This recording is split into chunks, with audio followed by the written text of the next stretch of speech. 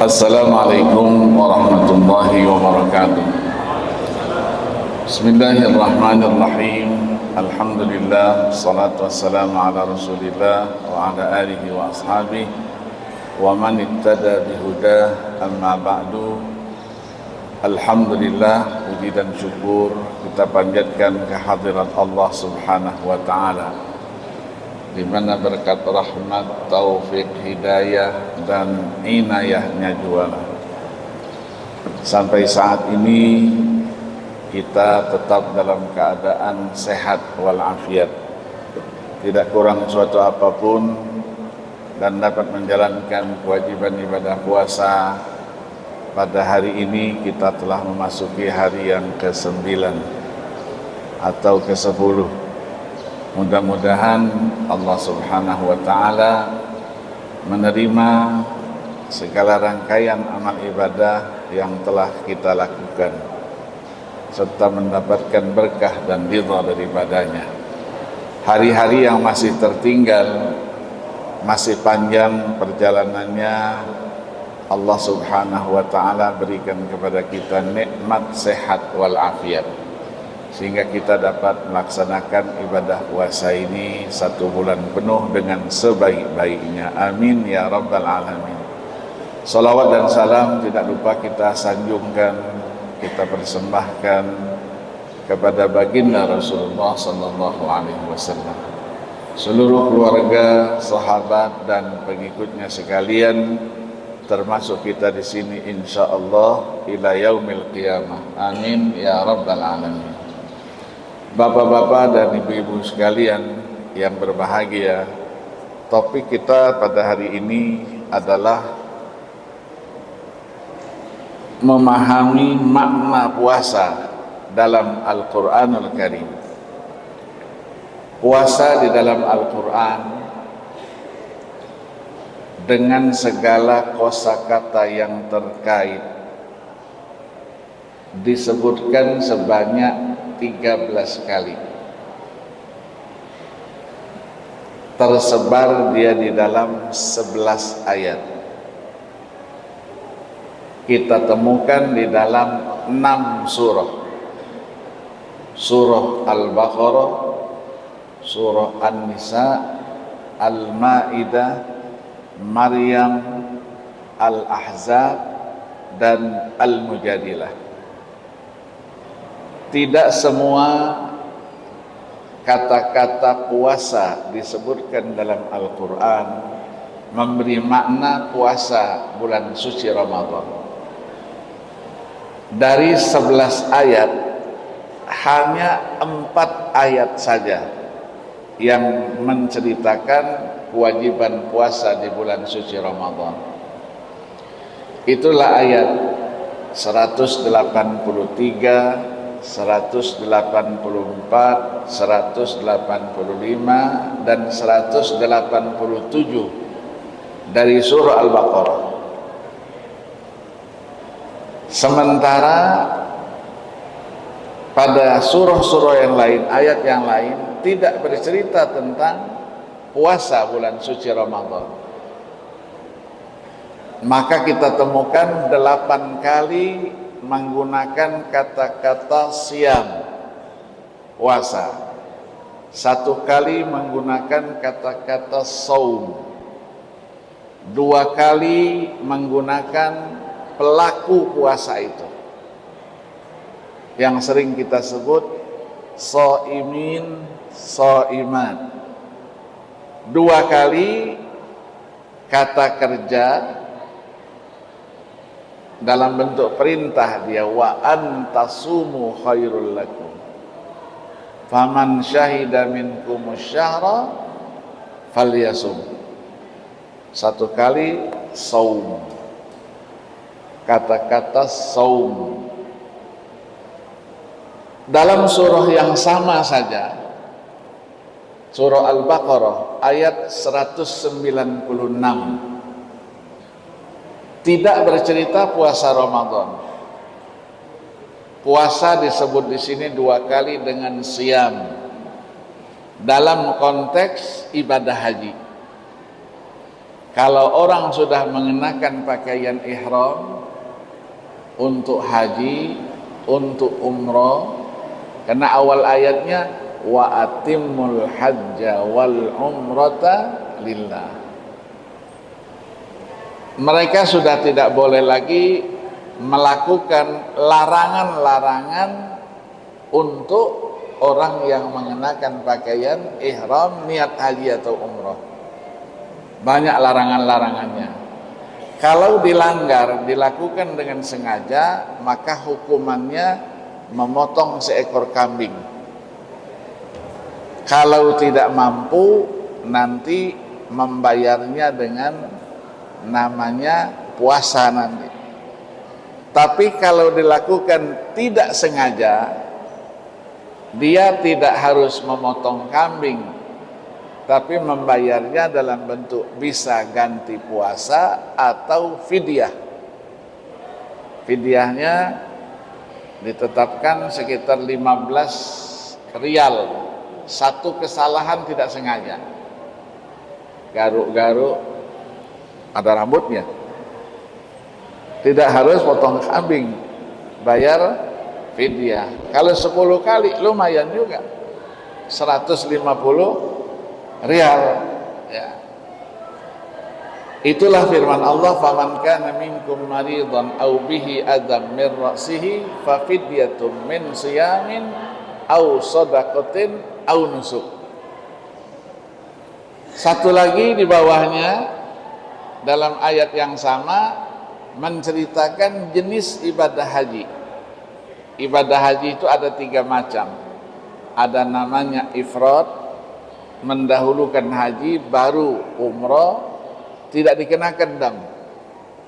Kalau tamattu, umroh dulu baru haji dan tidak keluar dari miqatnya, kena dam. Qiran juga, qiran 1 kali niat 2 kali ibadah, untuk 2 ibadah, niat haji dan umroh sekaligus, juga dikenakan dam. Nah, apa damnya? Disebutkan dalam ayat itu famastaisara minal hadi, potong seekor kambing. Kalau tidak mampu, ganti dengan puasa. Puasanya berapa hari? 10 hari. 3 hari dikerjakan di tanah suci, 7 hari nanti dikerjakan sekembalinya di tanah air. Itulah 10 hari yang sempurna. Faman lam yajid fasiyamu salasati ayyamin fil haji wa sab'atin idza raja'tum tilka asyaratun kamilah. Dalam surah An-Nisa ayat 92 disebut sekali dengan siam juga, tapi tidak dalam konteks puasa Ramadan, juga tidak dalam konteks ibadah haji. Puasa di sini menceritakan pembunuhan yang dilakukan secara tidak sengaja.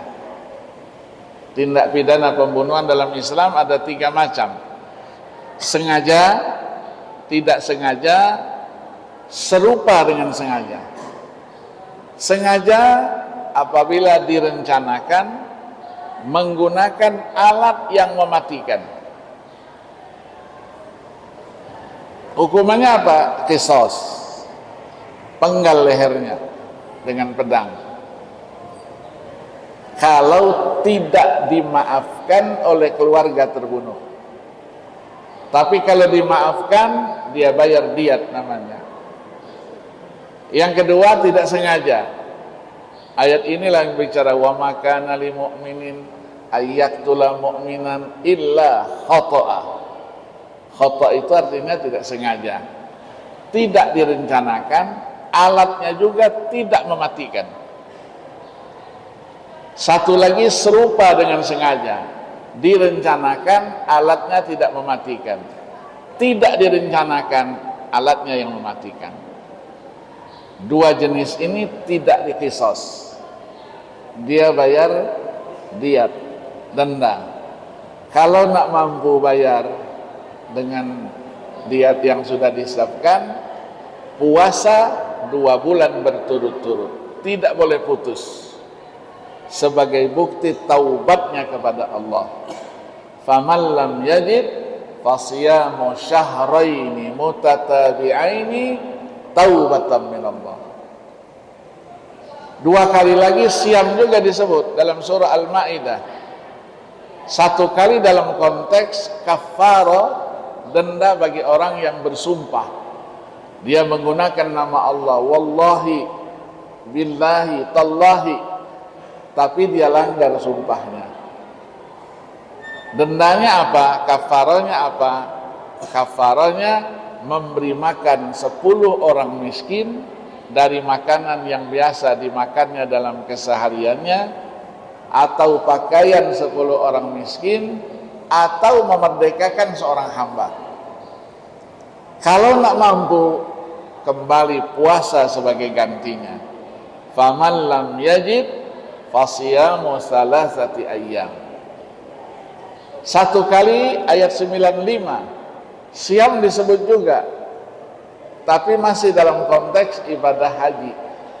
Orang yang mengenakan pakaian ihram untuk haji atau umrah sudah niat tidak boleh berburu binatang, tidak boleh membunuh binatang.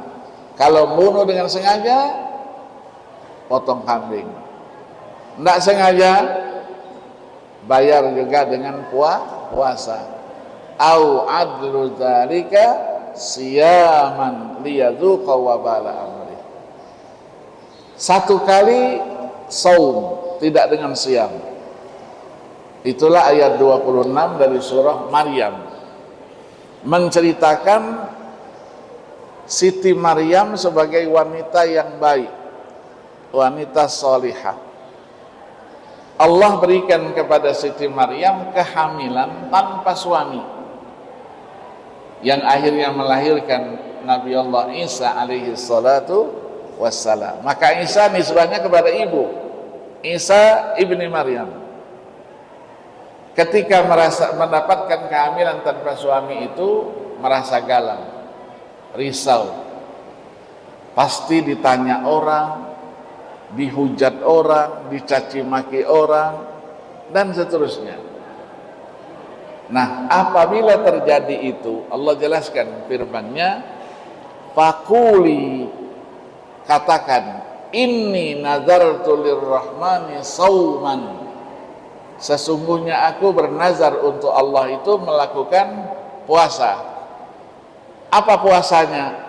Falan ukallimal yauma insiya, hari ini aku tidak akan berbicara kepada siapapun juga.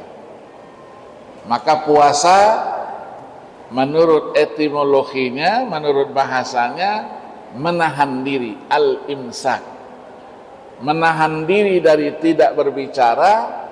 Seseorang sudah dikatakan berpuasa menurut pengertian bahasanya. Sering kita bergaulan, dalam pergaulan kita, teman kita ngomong terus, jajak ngomong diem aja dia, terus kita bilangin, memangnya kamu puasa?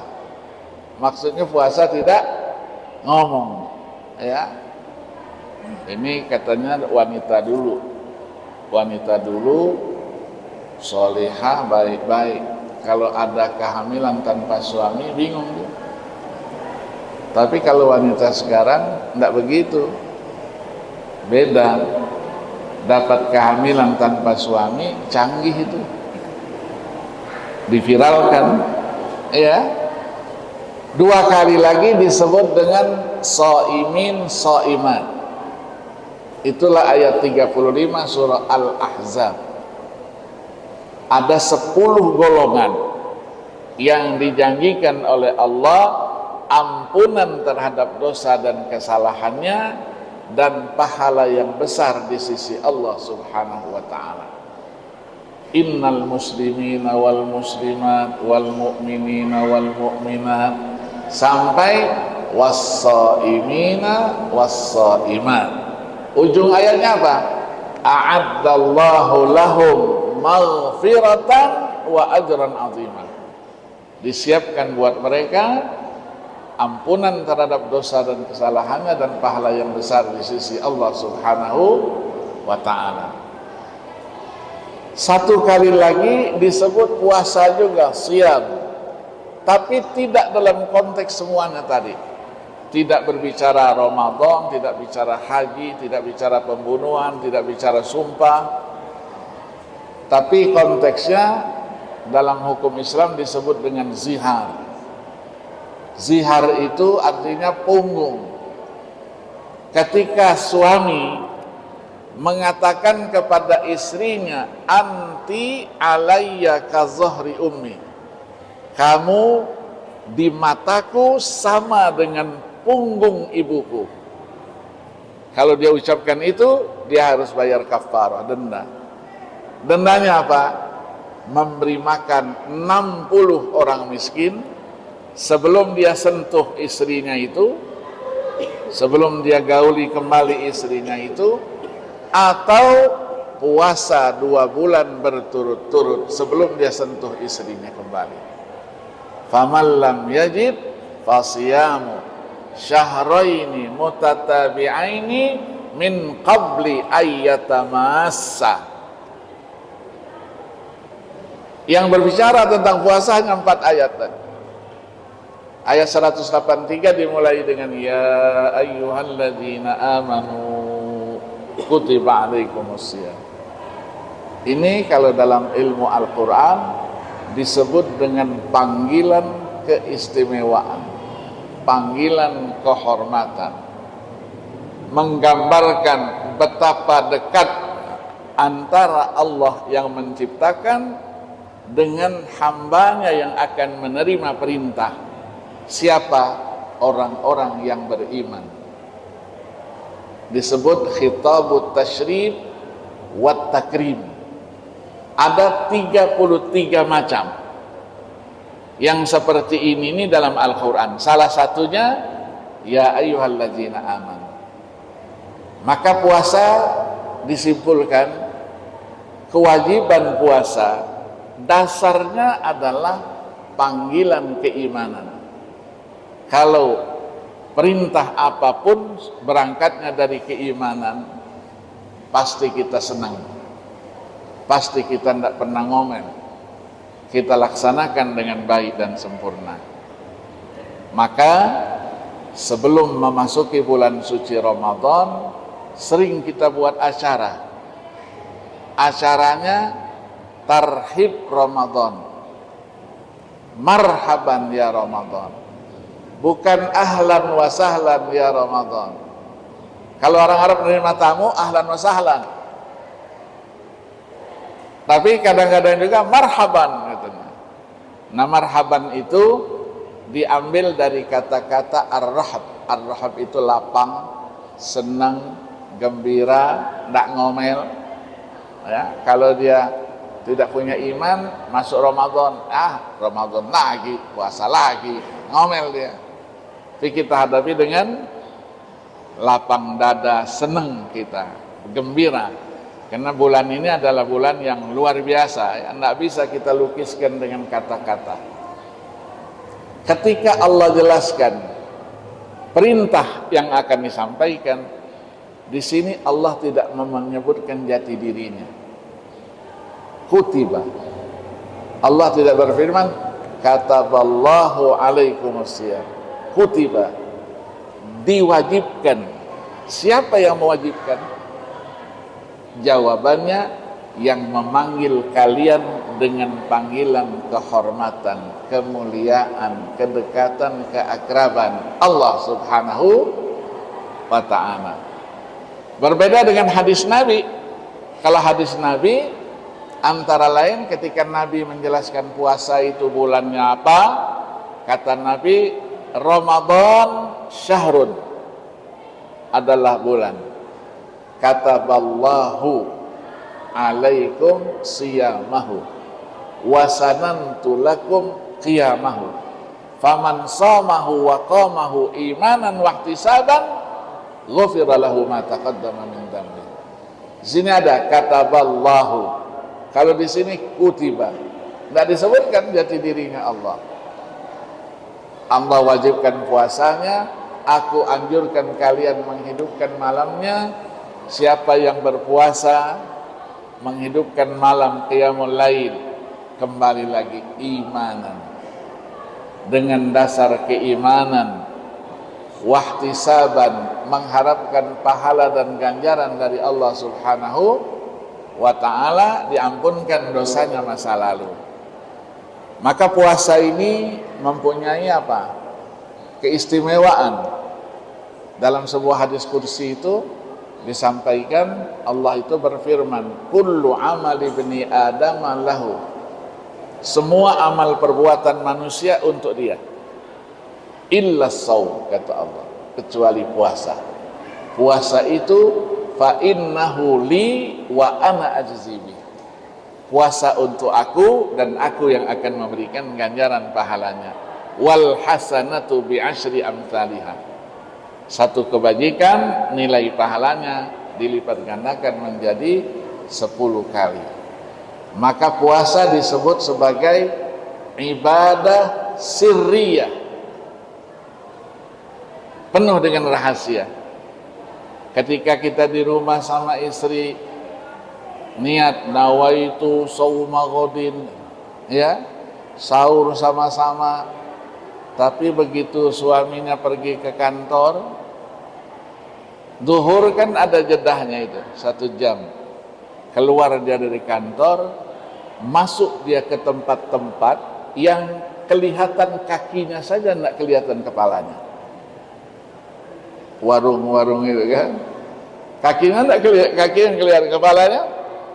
Makan dia nasi padangkah dia 5 bungkus, minumnya 5 botol, masuk kantor lagi pura-pura lemes, pulang ke rumah, masuk rumah lemes. Kenapa lemes, Mas? Puasalah. Buka sama kita, siapa yang tahu?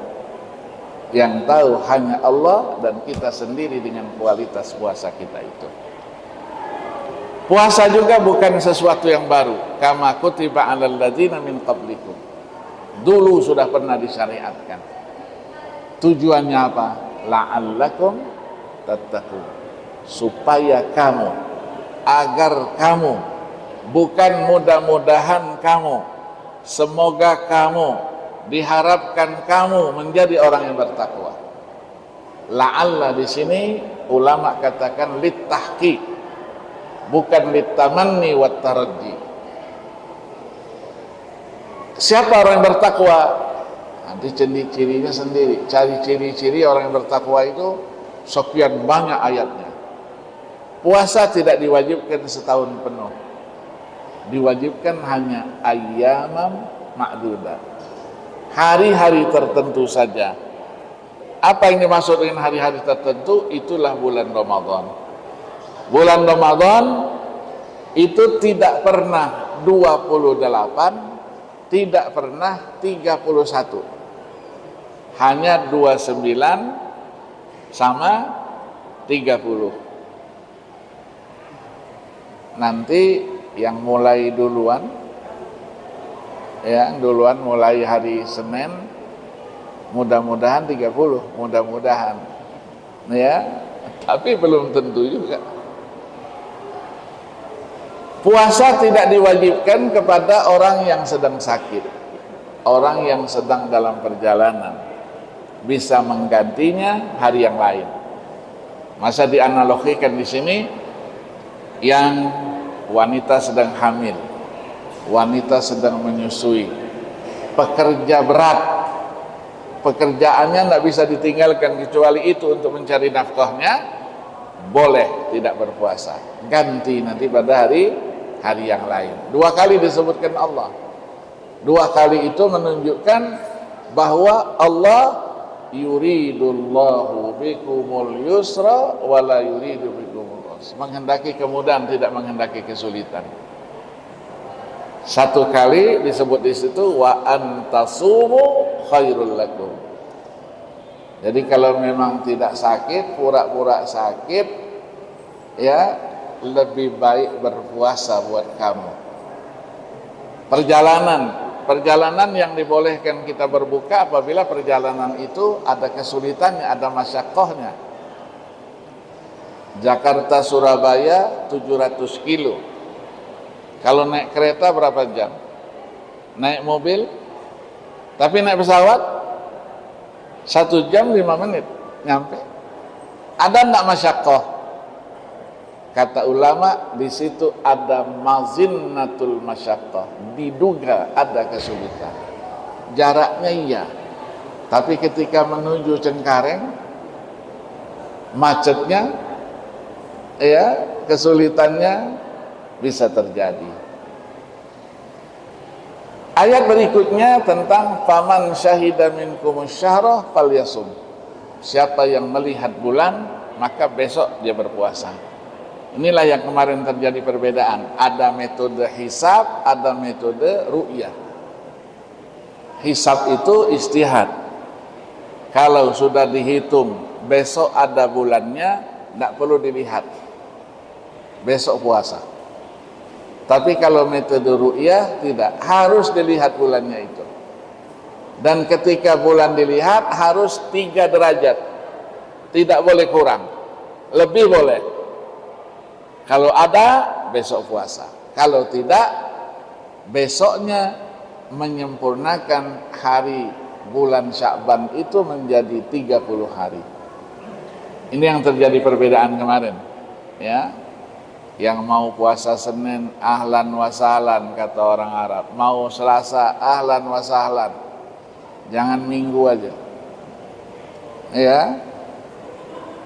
Kalau ada tawaran begitu, milihnya mana? Senin, Selasa, milihnya mana? Selasa semua ini. Ya, tapi kalau Lebaran ada Senin, ada Selasa. Mana dulu?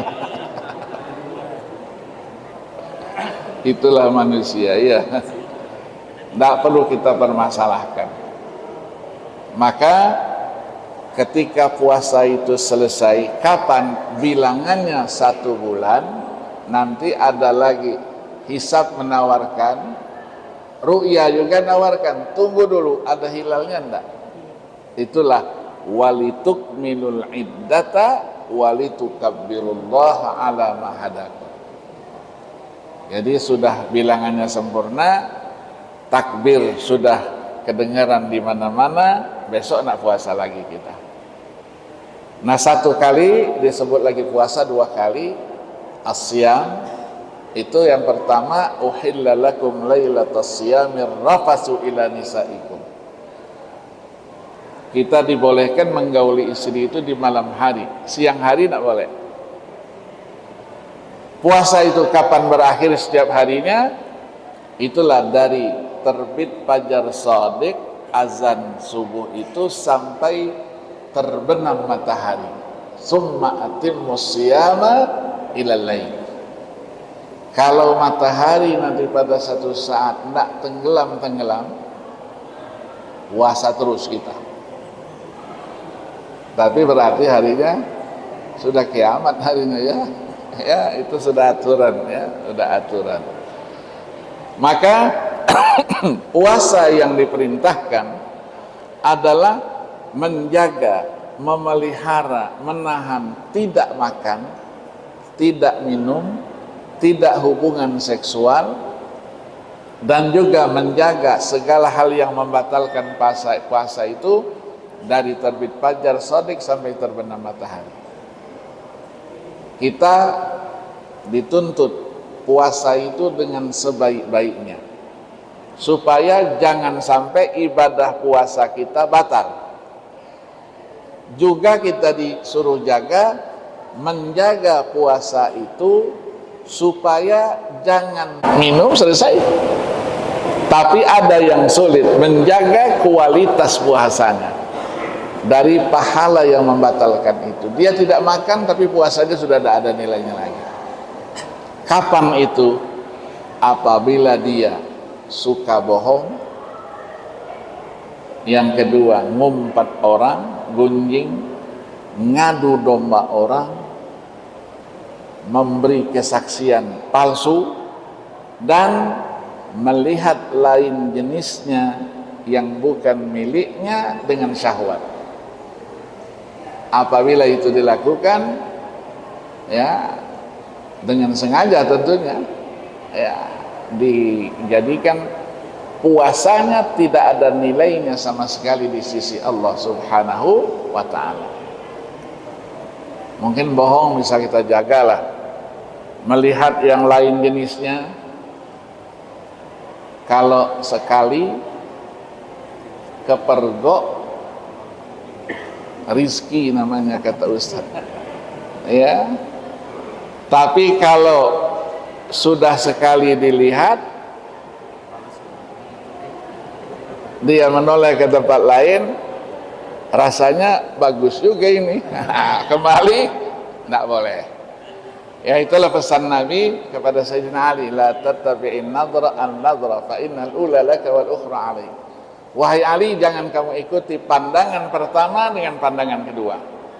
Pandangan pertama tidak ada perhitungannya, tapi pandangan kedua sudah ada perhitungannya. Pertanyaannya, kalau sekali lihat tapi agak lamaan sedikit bagaimana? Ya, orang kan ke pengajian gitu. Sekali Ustaz, itu kan agak lamaan sedikit Ustaz. Ya, itulah puasa. Jadi dengan puasa yang baik nanti akan menciptakan, mencetak manusia-manusia yang bertakwa. Orang yang bertakwa itu di mana posisinya? Tentu di surga. Belum nyampe ke surga saja, dibangkitkan dari kuburnya, itu sudah rombongan bersama malaikat. Ya, wasiqal ladzina taqaw rabbahum ilal jannati zumara.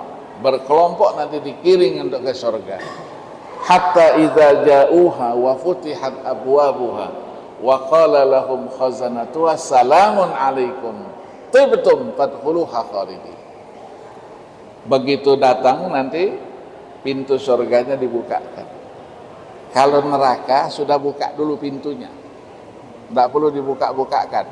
Ya, dikatakan apa? Wa qala lahum khazanatuha, penjaga surga, malaikat Ridwan dan kawan-kawan mengatakan salamun alaikum, selamat buat kalian, tibtum, bahagia kalian, silahkan fadkhuluha khalidin, masuklah selama-lamanya.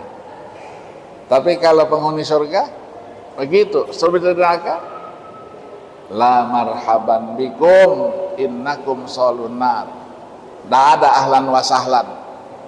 Kenapa? Karena penghuni neraka. Ya, nah, maka kita mendapatkan kemuliaan-kemuliaan itu, dan itulah ya ciri, salah satu ciri orang yang bertakwa. Nah, salah satu ciri orang yang bertakwa bagi kita sebagai ilmuwan adalah orang yang tidak pernah cukup dengan ilmunya, terus meningkatkan wawasan keilmuannya. Kalau dia merasa haus terus dengan ilmunya, berarti ada ciri takwa dalam pribadinya. Tapi kalau cukuplah sudah. Ya, sekarang dunia ilmu pengetahuan ini sudah luar biasa ya, luar biasa. Dengan perkembangan teknologi canggih ini, kita sekarang nggak perlu buka buku, buka aplikasi PDF, Fatihah langsung kepada Syekh Google namanya, Al-Fatihah ila ruh Syekhina Google, semuanya dapat semua. Mau buku apa, mau ilmu apa ya,